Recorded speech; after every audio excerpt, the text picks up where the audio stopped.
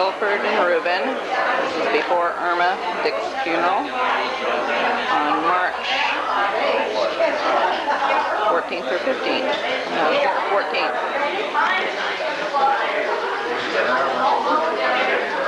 This is Marva.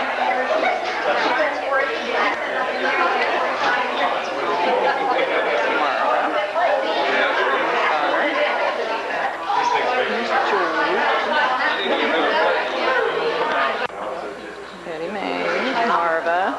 I'll get Valerie when she gets over here, so I don't have to hit the window.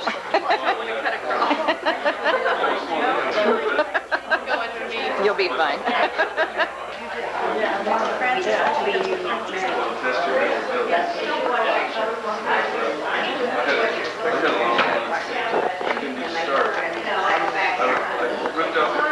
Sue and John's son John.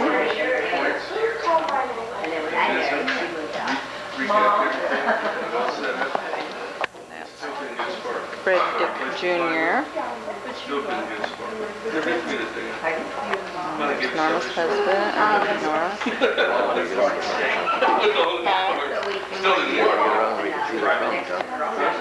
And it's his part on clothes. The opposite of what you had. Gary Dick, and that's Mrs. Fred Dick Jr. Valerie.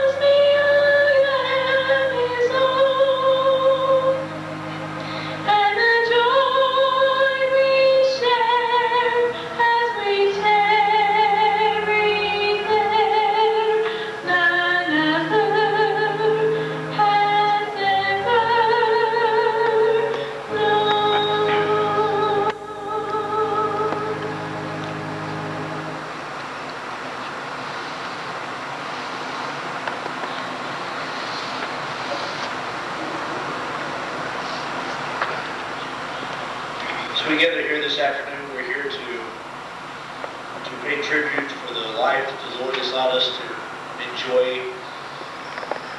Irma Dick was born on February the 3rd, 1916. She was the daughter of Fred and Nora Guilford. She was born in Hill, Missouri. Irma had the privilege of being a big family. She had 10 siblings that are all together. Rex Guilford of Keysville, and Ann Jennings of Kansas City, Nellie Bishop of Tulsa, Betty Mae Esquud of Franklin, Wisconsin. And all those are, of course, still with us. And she's had some that has gone on up to be with the Lord. Ernest and Fritz Russell and Jimmy Guilford, and Verona Hema, and Eva Maud Guilford, and preceded her on up in heaven. Today she's reunited with them. Irma graduated in 1934 from Hill High School. And in 1938 she was married to Leslie Smith. Later in 1950 the Lord allowed her to marry Woodrow Dick, and he preceded her in death in 1992. Through Irma's life she was able to have the Lord's blessing upon her, and she had 6 wonderful children born to her. John Dick and Lee Smith, which have already grown up on before her, and now she's reunited with them as well. Then Marva Villa of Tucson, Arizona, Francis Voss of Kansas City, Woodrow Dick Jr. of Springfield, and George Dick of Brookfield as well. Irma Dick has 15 grandchildren, and the Lord has greatly blessed this family in 22 great-grandchildren. And several nieces and nephews would add to that as well. In 1968, the Lord brought to this church Woodrow and Irma and their small living family. And they joined this church in 1968. That was even before I was born. And they left a wonderful heritage of this church. Irma and Woodrow was a blessing to this church. Many of the things that we enjoy today has been brought about because of those two's hard labors and works and faithfulness. Irma was a Sunday school teacher, and perhaps that was her greatest mark in this church, was her ministry in our Sunday school department. And her last class to be able to teach was the junior girls. And those are the girls' age range from about fourth grade on up to about the 5th, 6th grade. And many people have come through these churches over the past several years and remember Irma being their teacher, and remember some of the things that she had taught them. We asked our church to let us know some of the wonderful things that Irma had done or taught them throughout her life. I talked to Pastor Jim Duncan. He was a pastor here at Grace Baptist Church from 1970 to 1975. And he's a pastor now out in Boulder, Colorado, and I let him know who's on up in heaven every once in a while. And I called him up and I told him about Sister Irma passing away. And he wanted me to relate to the family. He was praying for you and wish he could be here to help you through this time. But he said that Irma was a very faithful and precious lady. She was a dedicated wife and mother. And perhaps the greatest thing to remember about Irma was that she was an encourager behind the scenes. She was always going around behind people's backs, encouraging them when nobody else was around to encourage them. Some of our other members recall Irma's ministry here at this church. Our junior girls teacher right now said that when Sister Dick knew it was time for her to give up her class, she was responsible for me to take over the junior girls. She would say that she was praying and asking God to show me that this was what she and God wanted me to do. Ever since that time, that teacher has been teaching in our church. We had 2 ladies that commented about their children. This one lady said, Irma Dick was a very godly woman. She taught every one of my 7 children in her Sunday school class. I'm sure she said something or taught them something in which helped them for the outside world, because they made it through their teenage years without getting into too much trouble or difficulty. I thank her for this. Another mother said, Irma Dick was a real blessing to my family. She taught all my children in Sunday school and they never forgot her. She was truly a faithful child of God. And then some of our other members recalled some of the great things that Irma had done throughout her life as a Christian, as a child of God. Irma was like a mother to we younger folks. She had a great wisdom and knowledge that she gave us. Sister Dick loved the Lord and her Bible. She would take pen and paper and write down memory verses. And she would say she would have to do that so she wouldn't forget them. And she loved to sing, was always in a choir. And she would walk around the community inviting people to church. And and showing them the salvation plan in the Scriptures.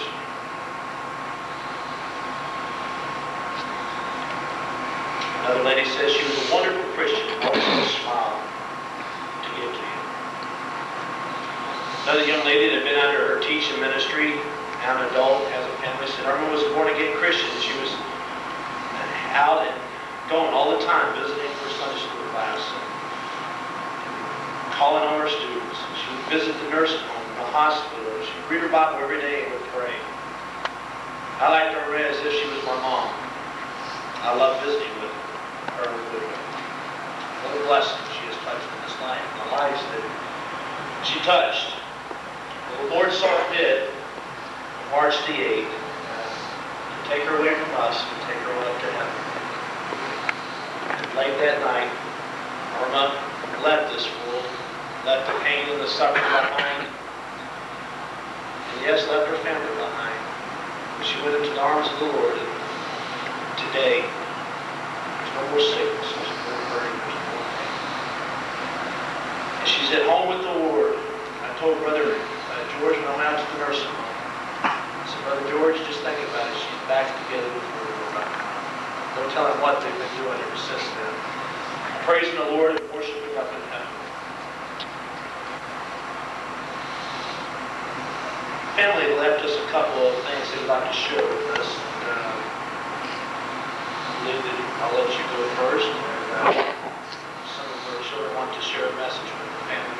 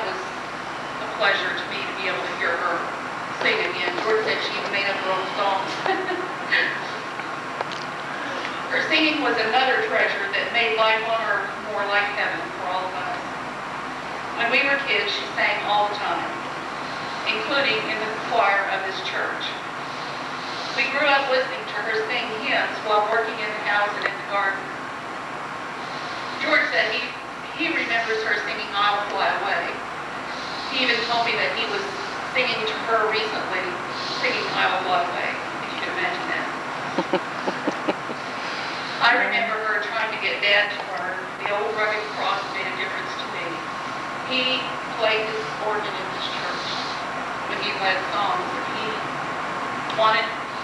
she wanted him to learn that song for her. I don't know if he ever did or not, if he died before he got a chance, but I miss her singing most of all, I think. We knew that she was happy when she was singing. It might be possible that singing was what made her happy, I don't know. Another thing that made her happy was cooking. Or at least I like to think that made her happy because she had to do an awful lot of it. She was a great cook. Talk about treasures. One of my favorite foods that she made was bread pudding.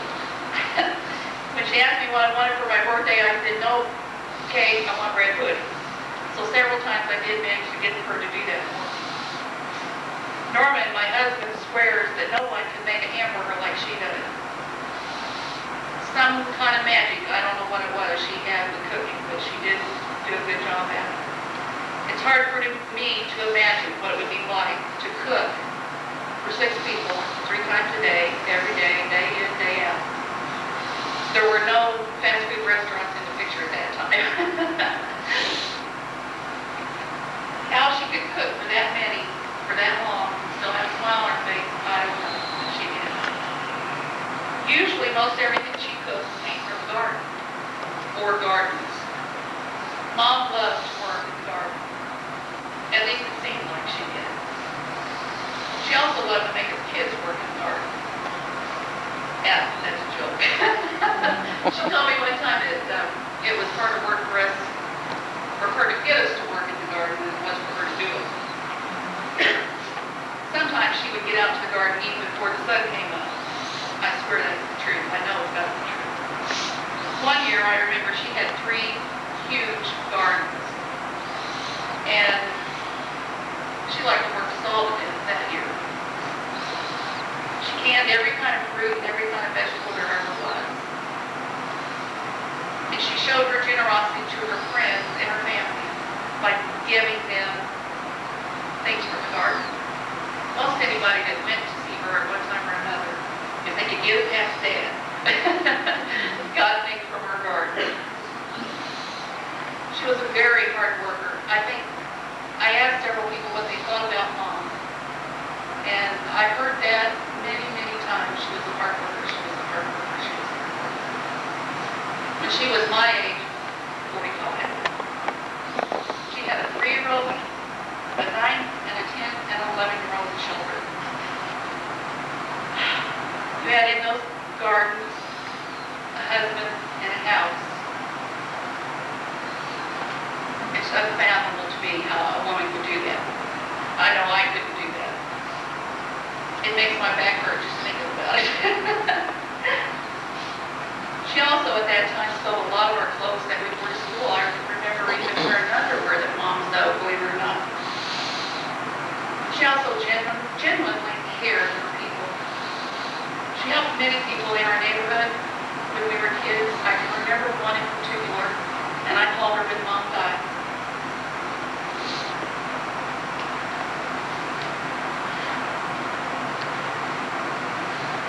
Her name was Marilyn Anderson. Marilyn Carter at that time. Some of you probably remember her. She was a young mother of 2 children at that time.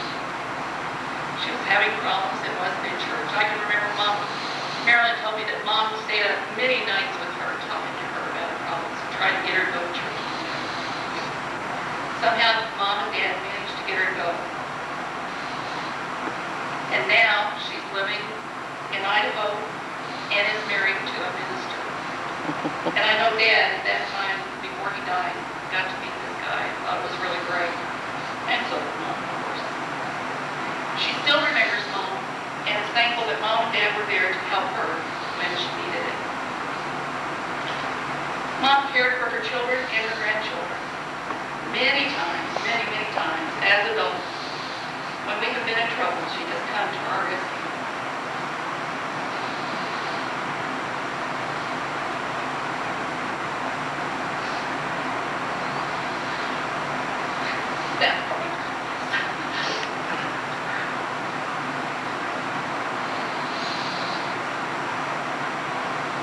When Mom's mother-in-law and her mother needed her and could no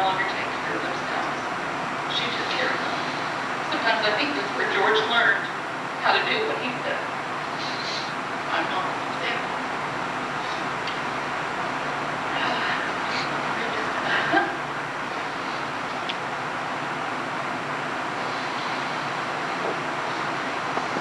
George and Gary and their children have been so good to take care of Mom. 4.5 years they have devoted their lives to Mom. And it was a difficult job. Anybody that has not done it cannot possibly imagine what it's like to take care of his mother. It is a big job.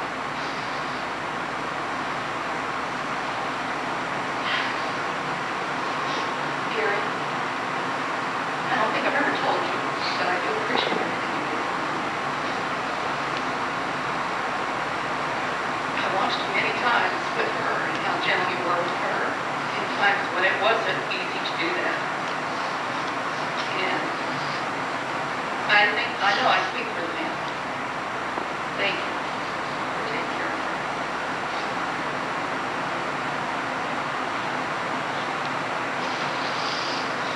Valerie, George, and Sonia. I watched you guys take care of Mama too, and I know that it meant a lot to her. Valerie, you were awfully good with Mama. I know sometimes I thought that was kind of a neat thing to do as a teenager. But Mama appreciated it, I know she did. She may not have always known what everybody was doing for her, but now she does. I'm sure you all have made her life during the last 4 years a little like heaven on earth. George, it was fun to watch somebody, a son, who loved his mother as much as he did, and who was able to show her that. Sometimes I wish I could have done it as well as you did. Thank you all for being so good to Mama. Mama, if heaven is as good as you made it here on earth to us, then we know that you're having a great time with all those treasures you've laid up there. So, we'll see you there. Oh, wait. Gary wrote down. Gary, I think you should do it. If you can. Come on. Do it.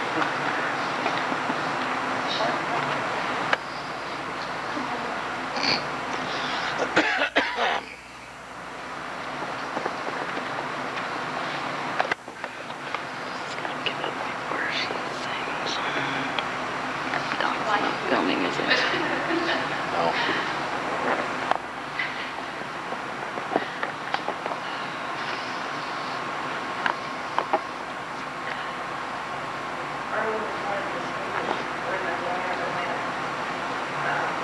George brought me home about 19 and a half years ago, and she brought me in. She acted like she knew me all her life. I felt like I was her own child from that day on. And I knew she loved me. I lost my mom at the age of 8, and she took me in just like I was one of hers.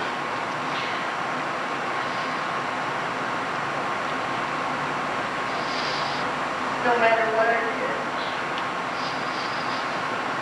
Irma always loved me. During the last 4 years, I tried to give her a better life. Now she didn't give up. She did good in this situation. There's that. I loved her like my mother.